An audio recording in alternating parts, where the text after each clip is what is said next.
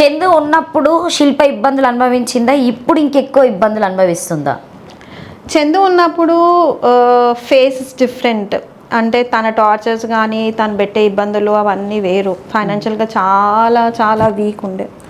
ఇప్పుడు ఓన్గా business run చేస్తున్నాను, ఓన్గా కొంచెం స్టేబుల్నెస్ కోసం ట్రై చేస్తున్నాను, కొలాబ్స్ చేస్తున్నాను, ప్రమోషన్స్ అన్నీ చేస్తున్నాను.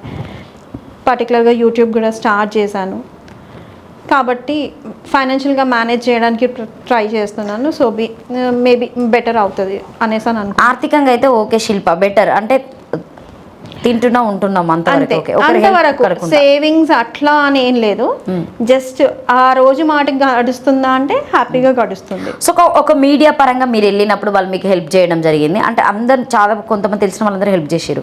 సో పాపకు ఒకరు చదివిస్తా అని చెప్పేసి ముందుకు రావడం జరిగింది. సో కంటిన్యూ అవుతుందా లేకపోతే మధ్యలో ఏమైనా ఆఫ్ చేసేసారా? ఓన్లీ ఆ వీడియో వరకు వచ్చి మాట్లాడి వెళ్ళడం జరిగిందా వాళ్ళు? లేదు, యాక్చువల్గా రెండు ఉన్నాయి. ఒకటేమో రివీల్ చేయొద్దు అనేసి అని అన్నారు, ఇంకొకరేమో రివీల్ చేస్తున్నారు.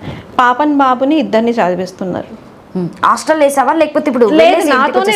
నాతోనే ఉంటారు. హాస్టల్ అయితే వేయలేదు అంటే నాకు అందిన సమాచారము శిల్ప పిల్లల్ని హాస్టల్లో వేసిందని చెప్పేసి ఒక వినికిడి, అది నిజమా కాదా అనేది? లేదు, పిల్లలను ఎప్పుడు నేను హాస్టల్లో వేయను, ఆ ఆలోచన లేదు.